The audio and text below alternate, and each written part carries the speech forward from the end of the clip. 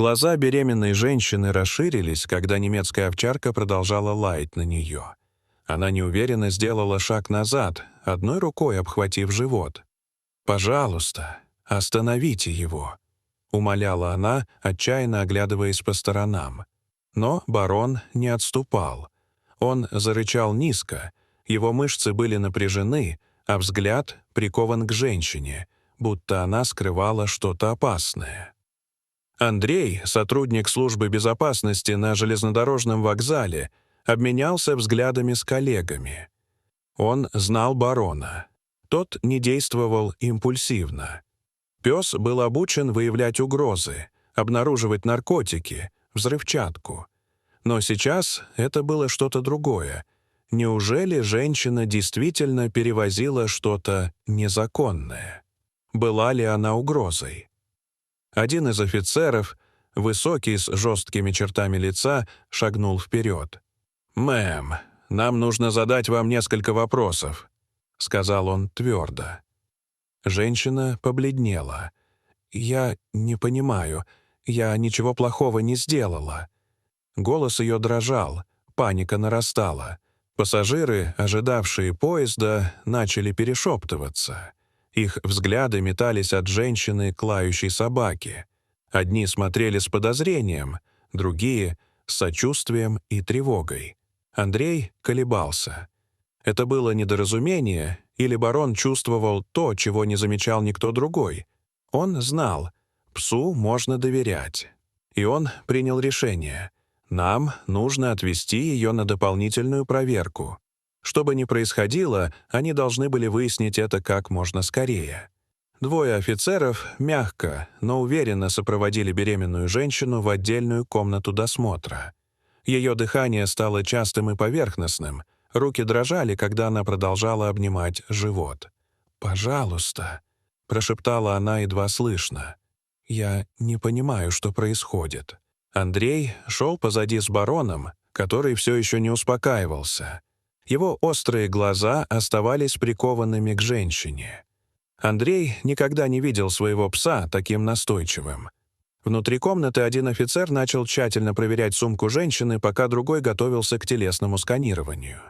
«Есть ли у вас какие-либо медицинские показания, о которых нам следует знать?» — спросила сотрудница. Женщина покачала головой. «Нет, я на 7-м месяце беременности. Вот и все».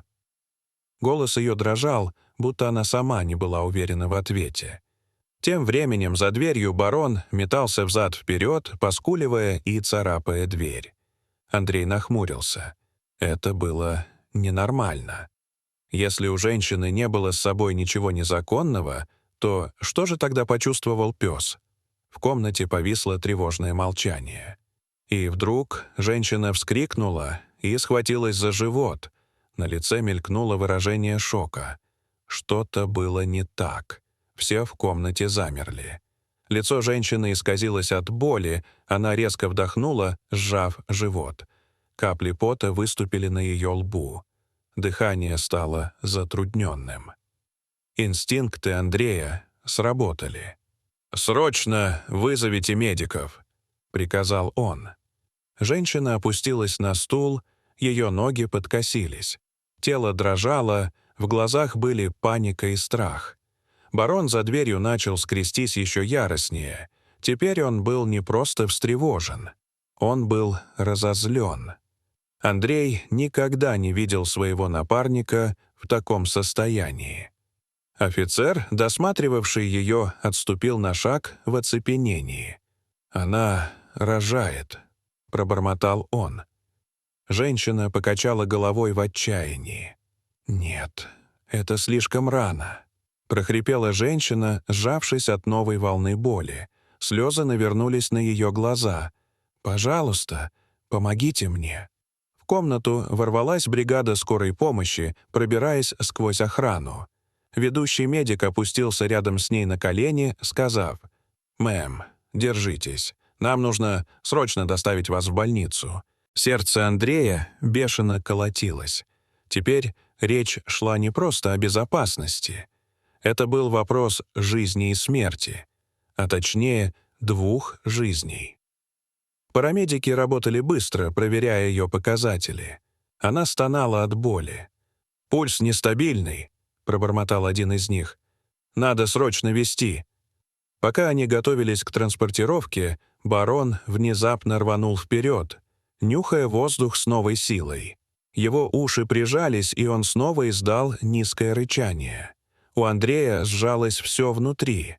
Что-то все еще было не так. И тут один из медиков насторожился. «Подождите», — сказал он, сузив глаза. Он осторожно приложил ладонь к животу женщины, пытаясь уловить движение. Через мгновение он застыл, а потом сказал: «Это не просто преждевременные роды, что-то еще происходит». Дыхание женщины стало прерывистым, лицо побледнело, по щекам потекли слезы. «Я не знаю, что со мной», — прошептала она. «Пожалуйста, спасите моего ребенка». Андрей сжал кулаки. Барон почувствовал опасность раньше всех. Но что именно? Ответ прозвучал, как удар в грудь. Один из медиков повернулся к Андрею. «У нее внутренний разрыв. Если не провести операцию немедленно, она и ребенок не выживут». Андрей похолодел. Барон не ошибался.